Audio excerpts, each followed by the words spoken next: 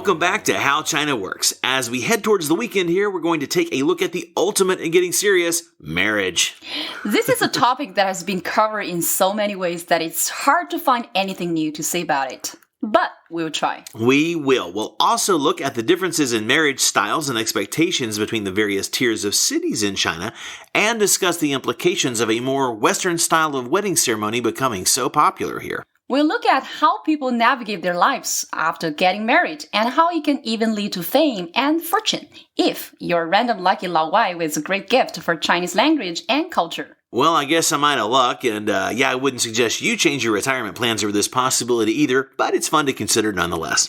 We'll wrap today's show up with a look back at some of the things we covered this week and give you a preview of what's coming next week. Good deal.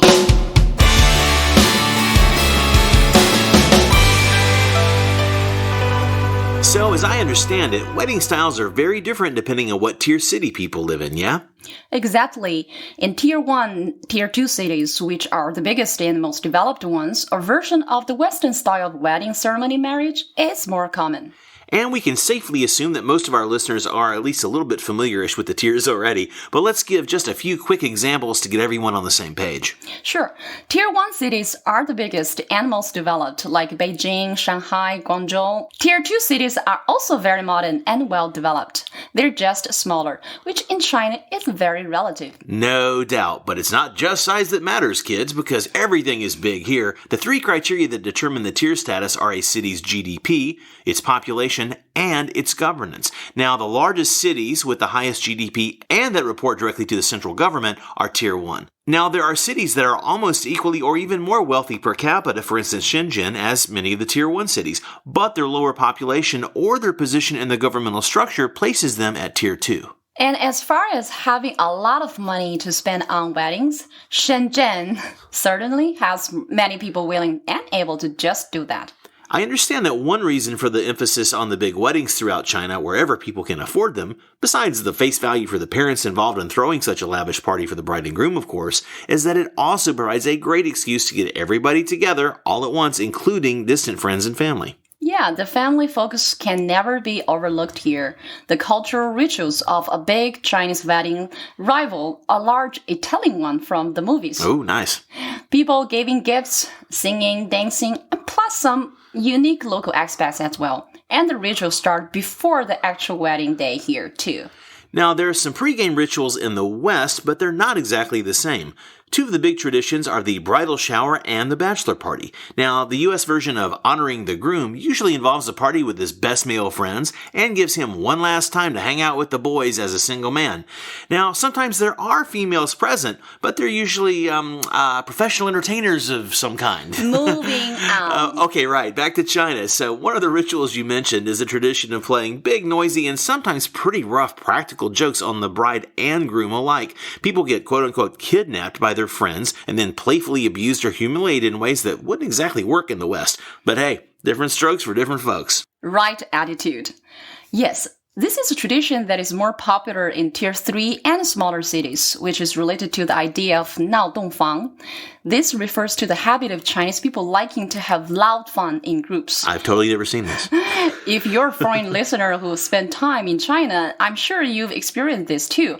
But it's just the typical culture here. In Tier 1, Tier 2 cities, it's less common, but wherever it happens, it's all in good fun, usually. Well, okay then. One last element of the wedding planning that some couples and parents in the West can relate to is spending way more than you can really afford to throw the best party possible.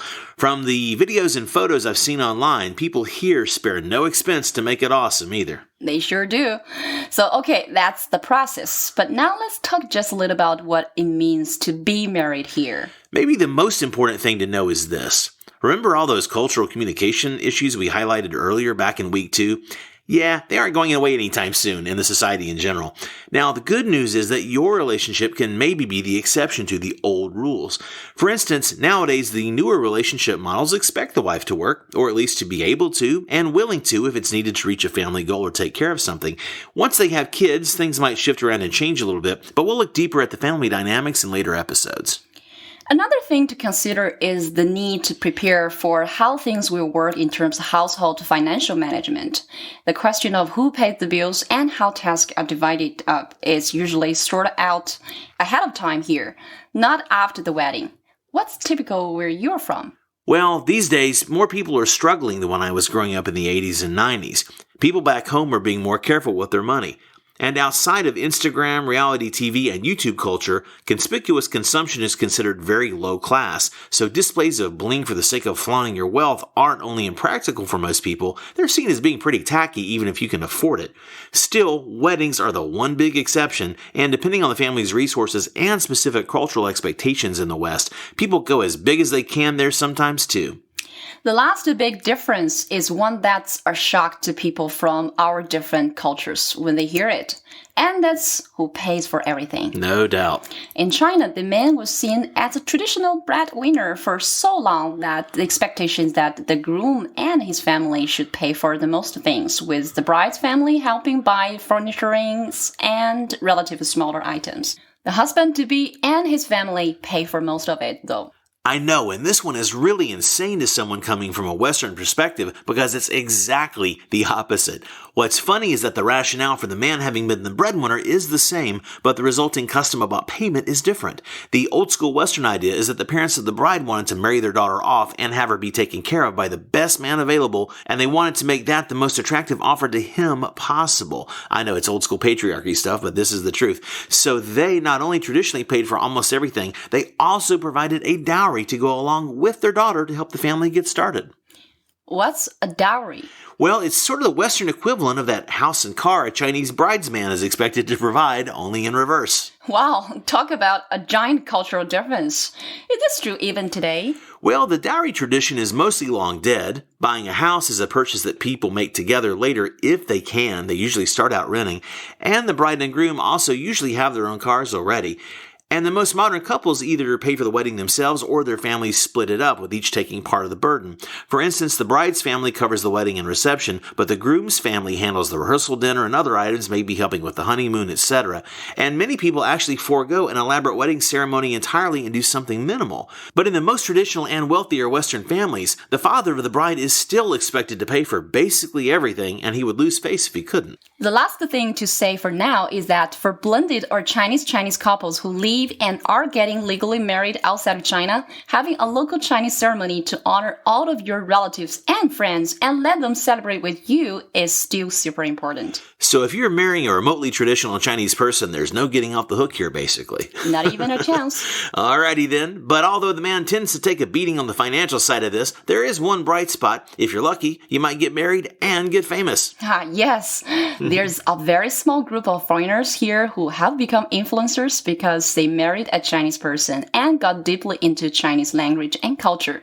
Their videos get a huge amount of views. Of course, this is China. It's probably, they have a lot of fans, right? And it creates an interesting entrepreneurial opportunity. It's something to consider where you're wondering how you're going to pay for that wedding, Brendan. Gee, thanks, Yingying.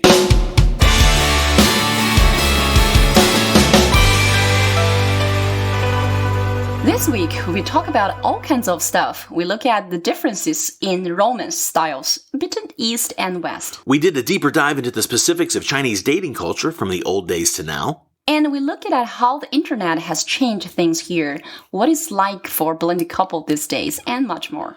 Next week, we'll shift gears again to get into the details of modern working culture. We'll discuss the typical corporate lifestyle, compare that to the startup world and their 996 culture, have a look at how companies and people react to ever-changing policies, and more. Yeah, I am especially excited for our discussion of male versus female leadership and for our show on creating a super digital life. Me too. That's going to be a lot of fun. We hope you're enjoying the show, and we'd love to hear from you. We know How China Works isn't a totally unique title, but we are a totally unique and independent show with no relationship to any other brand, platform, network, or entity. It's just me and Ying here, and the views expressed are our own, just to be clear about all that. Yes, we'd really appreciate your help in spreading the word.